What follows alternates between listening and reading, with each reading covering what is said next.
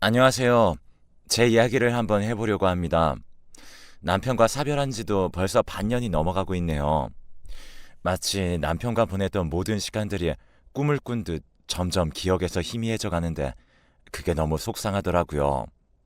남편의 향기도 얼굴도 말투도 이제는 희미해져 그나마 핸드폰으로 찍은 영상들과 사진들을 보면서 다시금 기억을 되새기기를 반복하고 있어요.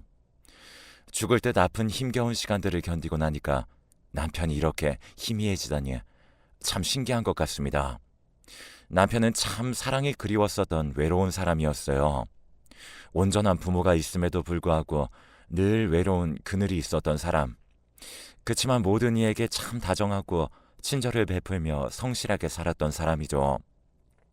막 20살이 되었을 때 알바를 처음으로 하게 되었고 첫 알바를 하던 그때 동갑의 남편을 만나게 되었어요.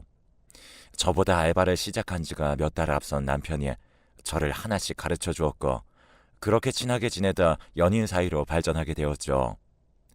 서로 알바를 하며 대학을 다니고 등록금을 벌겠다며 학교와 일, 여기에 추가로 사랑까지 하며 참 열정적으로 열심히 살던 남편. 저희가 첫 직장에 취직을 하고 그렇게 서로의 성장하는 과정을 곁에서 지켜주고 함께하던 남편은 저에게 가족 그 이상의 존재였습니다. 저희 집은 평범하게 화목한 가정 같은 그런 느낌이었고 남편은 좀 달랐어요. 남편은 형제 중 차남이었는데 남편의 집안은 장남에 상당히 민감하고 예민한 전형적인 옛사람들이 가득한 곳이었고 차남이란 이유 하나로 평생을 비교 속에서 그리고 차별 속에서 살아야 했던 남편은 부모의 사랑을 받고 싶어 했고 정말 별짓을 다 해봤지만 왜 그렇게까지 매정하셨는지 모르겠어요. 장남 하나만 있으면 딱 좋았을걸. 니네 형 외동으로 키우려고 했는데 네가 생기는 바람에 어쩔 수 없이 낳기는 했다만 내 속으로 낳았는데도 어쩜 너는 정이 안 가니? 어렸을 때는 그래도 귀여워서 봐줄만 했는데 인물이나 성격도 행동도 뭐 하나 우리 집안이랑 맞는 게 하나도 없는 네가 가끔씩은 친자식이 맞나 의심스럽다. 너 미성년자 딱지되면 바로 독립해. 부모로서의 책임은 딱 미성년자 때까지니까. 그 이후는 네 인생 네가 알아서 살고. 이 모든 말들은 남편이 항상 늘 듣던 말들이에요. 정말 의심스럽지만 사실이에요. 어떻게 친자식에게 이렇게 말할 수 있는지. 그래서 남편이 몰래 유전자 검사도 해봤는데 친자식이 맞다고 일치한다고 나왔대요. 시댁에서 대체 왜 저렇게까지 남편에게 그러는지가 연애하는 10년 내내 궁금했지만 남편도 모르는 이유를 저라고 알 방도는 없었습니다. 듣기만 해도 눈물 나는 차별 속에서 살았던 남편의 유년 시절은 아픔과 상처만 가득했다는 걸 너무나 잘 알기에 연애 기간 내내 정말 온 힘을 다해 그 사람을 사랑해줬어요. 화가 나도 사랑으로 보듬어줬고 늘 그렇게 하나씩 숙제처럼 풀어가면서 살려고요. 저희가 결혼을 하겠다고 시댁에 찾아갔을 때도 당황스러웠던 게 본가가 이사를 가더라고요. 남편에게 말도 전하지 않은 채 말이죠. 놀란 마음에 남편이 전화를 걸었지만 돌아오는 대답은 더욱더 충격적이었어요. 어머니, 저 혹시 이사하셨어요? 어, 이사했다. 왜? 아니, 어떻게 알았니? 아, 혜빈이랑 드릴 말씀이 있어서 찾아왔는데 이사하신 것 같아서 연락드렸어요. 이사한다고 해서 네가 뭘 해줄 것도 아니고 너 이제 독립해 나간 자식인데 부모 일을 일일이 말해줘야 할 의무도 없지 않니? 그리고 오기 전에 미리 전화를 하고 시간 되는지를 물어본 뒤에 약속 날짜를 잡고 와야지. 막무가내로 그렇게 들이닥치는 게 맞니? 넌 생각이 있니 없니? 왜 늘 생각이 짧은 거야? 하는 행동 하나하나가 원. 죄송해요. 오랜만에 가족들 보고 싶기도 하고 겸사겸사 서둘러 오고 싶은 마음에 죄송해요. 제가 생각이 짧았네요. 하고 싶은 말이 뭔데? 혜빈이랑 결혼하려고 해요. 그래서 두 분께 정식으로 보여드리고 허락받으려고요. 알아서 해라. 뚝. 그렇게 전화가 끊겼어요. 이게 저도 사연을 써내려가면서도 다들 믿으실지 모르겠지만 친엄마가 본인 아들에게 하는, 그것도 아무 잘못도 없는 아들에게 하는 행동과 말투가 맞습니다. 한참의 정적이 흐른 뒤에 남편이 다짐한 듯 말하더라고요. 나는 이제 자기랑 가족이 될 거고 나 가족들 없어. 지금부터 내 가족은 자기, 그리고 언젠가 태어날 우리 아이, 딱 이렇게만 우리 가족이야. 그냥 이제 내가 버릴래, 저 가족들. 어, 나는 자기 선택 존중해. 뭐든 괜찮아. 자기만 괜찮은 거면 내 생각하지 말고. 어차피 우리 둘이 살 건데 우리 마음이 중요하잖아. 안 그래? 우리 집으로 가자. 눈물 나는 거 꾹 누르고 저희 집으로 가서 결혼 허락을 받고 진행해서 결혼을 했어요. 다행인 건 편견 없이 더 묻지도 따지지도 않고 오로지 제 남편의 있는 그대로의 모습만을 보고 인정해 주셨던 참 멋지고 감사한 부모님이 이제 엄마 아빠는 우리 아들이라며 앞으로는 딸 남자친구 아니고 딸 남편도 아닌 우리 아들로 살자고 해주셔서 부모님과 저희는 끌어안고 펑펑 울었네요. 저런 아픔이 있는 남편이지만 참 성실하고 현명했던 사람입니다. 환경이 힘들었을 텐데도 본인 스스로 열심히 노력을 해서 명예와 부를 얻은 사람이고 그 사람의 모습을 배우고 새기며 그렇게 행복한 결혼 생활을 하게 되었어요. 결혼하면 많이 다툰다고 하던데 저희는 결혼을 하고 서로 뭔가 더 안정되게 되어서 오히려 더 애틋해지고 끈끈한 그런 사이가 되었습니다. 사실 시댁에서는 남편에 대해서 관심이 전혀 없어서 정확하게 어떤 직업을 갖고 있는지, 돈은 얼마나 있는지 뭐 이런 거 하나도 모르고 살고 있었고 저런 부분 말고도 정말 사소한 것 하나까지도 남편에 대해서 아는 게 없었어요. 시댁과 연을 끊고 살자고 남편이 저와 함께 찾아가 말씀을 드렸는데 이때도 참 태도가 정말 충격적이었어요. 이유를 모르겠어요, 어머니. 아버지, 제가 뭘 그렇게 잘못했길래 한평생을 이렇게 차별 속에서 자랐는지 모르겠다고요. 본인 자식이 아닌 자식도 가슴으로 낳은 자식이라고 그렇게 사랑으로 보듬고 품어주는 게 부모인데 저한테만 왜 그러시는 거고 언제까지 그러실 거예요? 네? 우리라고 뭐 마음이 편하겠니? 그치만 너는 어째 정이 안 간다. 뭐 하나를 해도 같이 있으면 불편하고 뭔가 객식구가 자꾸 내 집에 있는 기분이 드는 걸 어쩌니? 그리고 네 위에 형이 기가 눌려서 제 뜻을 펼치지도 못하고 사는데 우리가 좋게 볼 수 있겠니? 네가 장남도 아니고 귀한 장남은 니네 형인데 안 그래? 장남이 요즘 세상에 뭔데요, 장남이? 그리고 제 귀에 형이 기가 눌렸다고요? 반대로 말씀하시는 거 아닌가요? 저는 늘 구박에 차별을 받으면서 성공밖에 내 길이 없다는 걸 알았기에 그 어린 나이에도 알아서 공부하고 또 공부하고 공부한 거 말고는 이 집에서 한 게 없어요. 형은 늘 사고치게 바빴고 어머니 아버지는 수습하기 바쁘셨고 제가 도대체 뭘 잘못했나요? 아, 옛날 얘기 꺼내서 뭐하니? 그게 다 이유가 있어. 내가 사주를 보니까 한 100군데를 돌아다녀 봐도 네 형은 대성할 팔자라는데 네 기에 눌려서 네 사주에 눌려서 네 형이 뜻을 펼치지도 못하고 산다고 하더라. 장남이 잘 돼야 친척들 사이에도 얼굴 빳빳하게 들고 그렇게 살 텐데 이 모든 게 네가 태어나는 동시에 시작된 악몽이야. 그런 널 여태 잘 키워준 것에 감사하게 생각하고 살아야지. 어디 감히 네가. 네, 그래서 이제 그만하려고요. 부모 자식 연 끊고 앞으로 서로 어떻게 되든 남보다 못한 사이로 꼭 소식도 모른 채 그렇게 살아요. 누구한테 말도 못해요.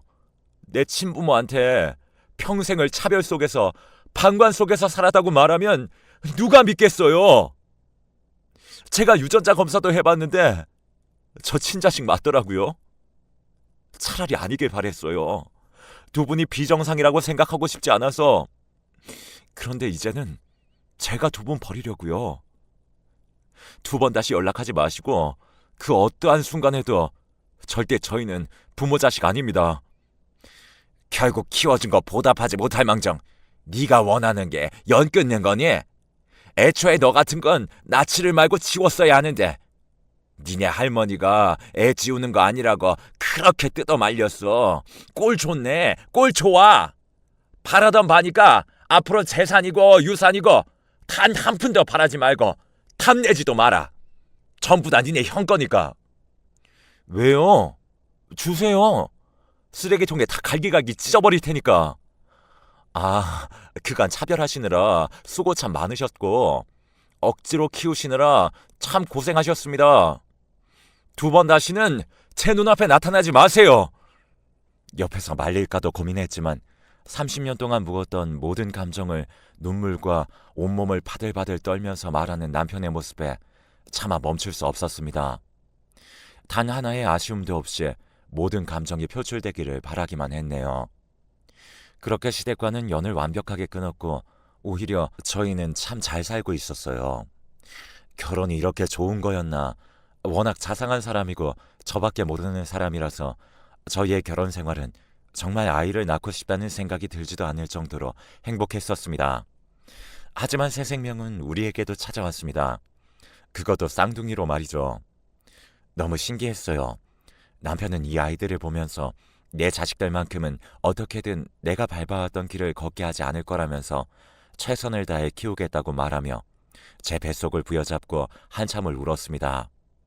그렇게 저는 남편이 지극정성으로 보살펴준 덕분에 쌍둥이를 건강하게 출산할 수 있었고 한 가정의 아내이자 한 가정의 엄마로서 본분을 다하며 살아오고 있었어요. 하지만 평생 이어질 것 같더니 행복은 그리 오래가지 않았습니다. 그렇게 8년이 흘렀습니다. 어느 날부터 남편이 등이 자꾸 아프다고 하길래 마사지도 해줘보고 했는데 통증이 점점 심각해져 급히 응급실로 향했고 충격적인 진단을 받게 되었어요. 아니 그것도 췌장암 말기라 뭘 할 수도 없다고 하더라고요. 머리가 새하얘진다는 게 이런 기분이구나. 눈물조차 나지 않고 갑자기 아무런 소리도 들리지 않더라고요. 뭔가 오진이지 않을까 싶어 그렇게 좋다는 병원, 유명한 병원 다 돌아다녔는데 5군데 모두 똑같은 진단을 받았고 남편도 저도 너무 지쳤고 저희 남편은 어차피 죽음밖에 답이 없는데 병원에서 그렇게 서로 힘들게 있다가 가지는 말자며 집에 있기를 원했고 정말 마지막 그의 소원이라 들어줄 수밖에 없어 많은 양의 진통제를 포함해 여러 가지 약들을 집에 두고 그렇게 남편과 하루하루 살아가며 어떤 날은 너무 아파서 쓰러지기 일보 직전인 남편을 붙잡고 울기도 해보고 또 어떤 날은 눈을 떴는데 남편이 숨을 쉬지 않는 것 같아서 흔들어 깨워보기도 해보고 또 어떤 날은 너무 아무렇지 않다며 나 췌장암 아니라고 능청 떠는 남편을 보며 웃기도 해봤고 그렇게 저희는 시간을 함께 했어요. 그러던 중 시아버님이 갑작스럽게 돌아가셨다는 연락을 형을 통해 받게 되었고 이미 연을 끝낸 남편은 고민에 빠지게 되었죠. 매정하다고 보실 수 있지만 고민을 한다는 것 자체도 말이 안 될 정도의 취급을 받았기에 저는 남편이 가지 않아도 누구도 욕할 자격이 없다고 생각했어요. 자기야, 아무래도 상은 치르러 가는 게 맞겠지? 연을 끊었다지만 웃기게도 나도 이제 곧 세상을 떠난다고 생각하니 한 번쯤은 보고는 싶네. 가족들이. 그럼 같이 가자. 우선 컨디션은 어때? 괜찮겠어? 나 아파 보여? 아니, 너무 잘생겼어. 너무 멋있어, 내 신랑. 집안에서도 힘겹게 움직이던 남편과의 조금 장거리 외출이라 너무 불안했지만 이 또한 남편의 뜻이라 혹시 모를 상황을 대비해두고 갔습니다. 아, 정말 가지 말 것을, 하지 말 것을 두고두고 후회하는 일 중 하나예요. 제가 남편을 뜯어 말려서라도 가지 말았어야 했습니다. 어머니, 저희 왔어요. 너 여기가 어디라고 기어왔냐? 왜? 돌아가셨다고 하니 유산이나 받으려고? 너를 대체 내가 너를 왜 낳아서는. 남편이 인사를 드리자마자 시모는 미친 것처럼 남편을 막 때리며 말하길래 정말 온 힘을 다해 막았어요. 시모 말은 그랬습니다. 사주를 또 봤는데 저희 남편이 무슨 살이 껴있는데 그게 아버지를 일찍 여의거나 보내는 뭐 그런 살이 껴있다고 들었다네요. 그리고 아버님이 진짜 돌아가셔서 이 모든 게 또 남편 때문이라고. 아, 정말 미치는 줄 알았어요. 어머님, 이제 정말 제발 좀 그만하세요.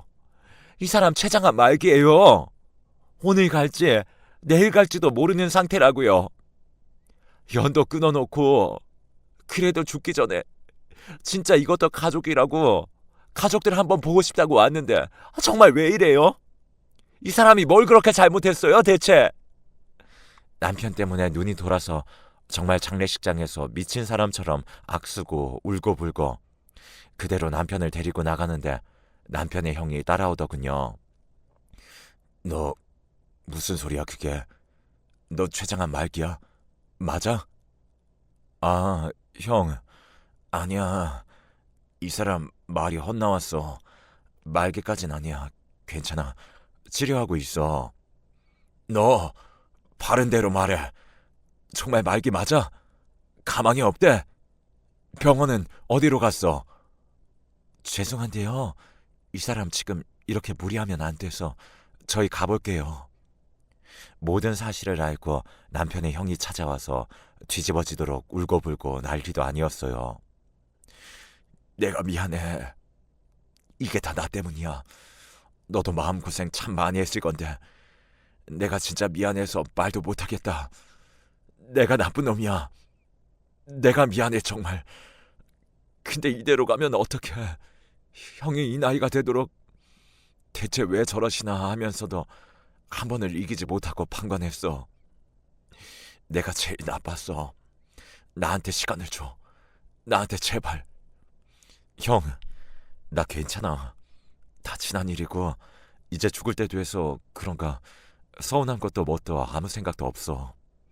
그냥 나 가면 이 사람 혼자일 거 아니까 그게 너무 아파서 눈을 감지 못하겠어.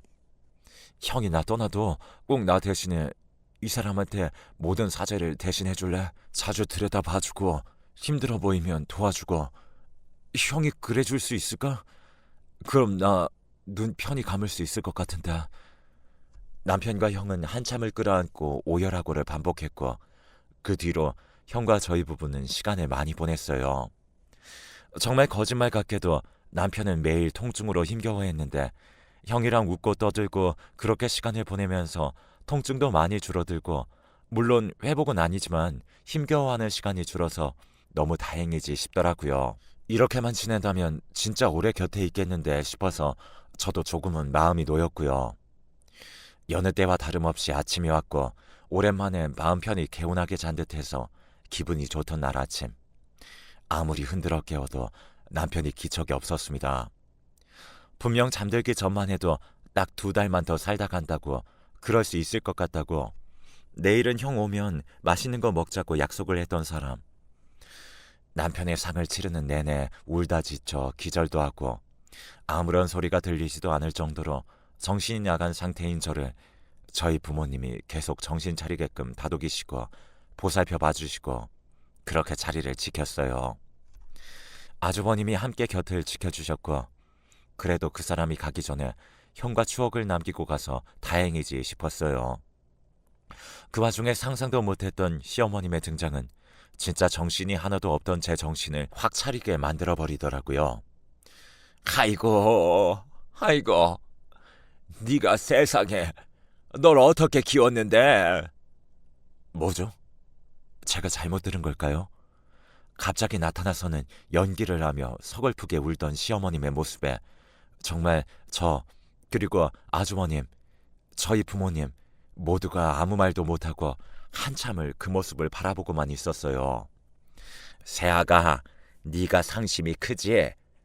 그러게 가족이면 같이 살고 그래야 이런 일이 있어도 미리 막고 했을 건데 매정도 하지. 부모 자식의 천륜을 저버리고 니들이 결국은 이렇게 갈 거면서. 왜 그러세요 저한테? 미치셨어요? 쇼하지 마세요. 뭐 하는 짓이에요?